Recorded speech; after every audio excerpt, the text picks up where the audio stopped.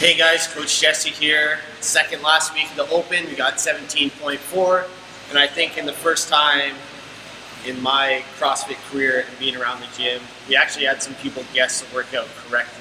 So congratulations if you thought this was going to be the workout. Here it is, you asked for it. Let's see how you improved over the last year. I kind of did a breakdown through the movements so that we can set up goals, pacing, benchmarks, split times as we go along before we do the workout, and then do our best to try to stick to those as you go through it.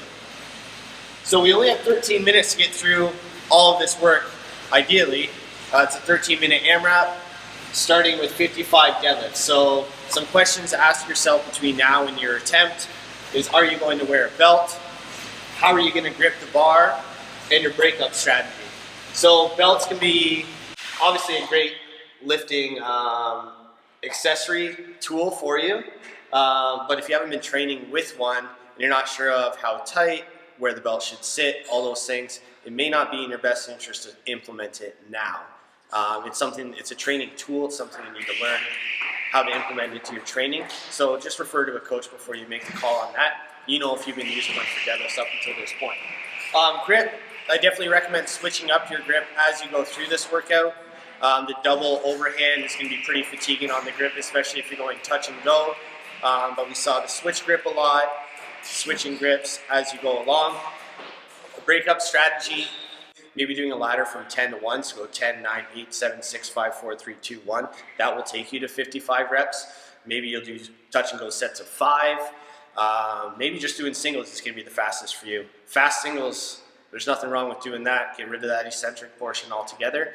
Again, it depends what 225 is for you relative to your 1 rep max deadlift, how you're going to break this up. But come up with a plan. Don't wing it. That's a bad call. Wall balls, small sets, short breaks are the way to go. When we were watching the two athletes go through the workout today, they were going consistently through the wall balls. And when they dropped the wall ball, they kind of took 1 or 2 breaths and then they were right back on the ball. So obviously we're looking at 2 high-level CrossFit athletes, but keeping that in mind for yourself. So how many wall balls can I do in a row? That's going to lead me to a 2 to 5 breath break and then get right back on the ball. Is that 5 reps?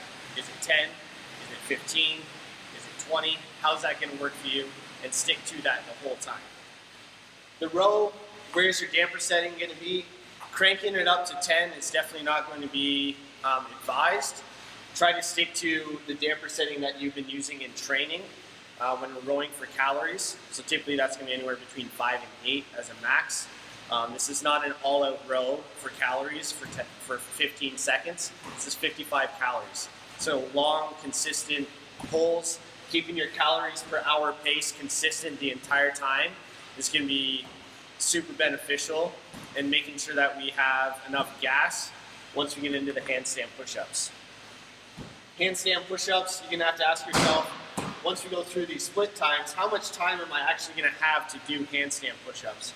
We saw one of the greatest female deadlifters in CrossFit take about 1 minute and 40 seconds to complete her 55 deadlifts. That is exceptionally fast, really fast. We may be pushing 5 minutes to complete our deadlifts. Maybe our wall balls are going to take us 5, so or 3 minutes, there's 8 minutes, 3 more minutes here, there's 11 minutes.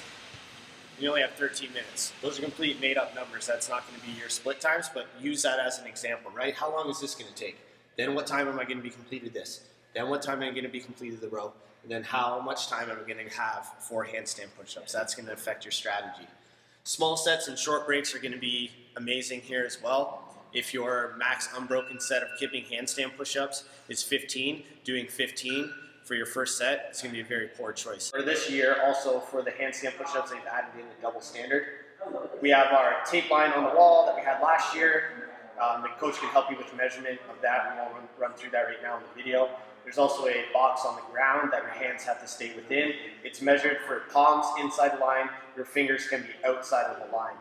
The box is 2 feet from the wall out and 3 feet across.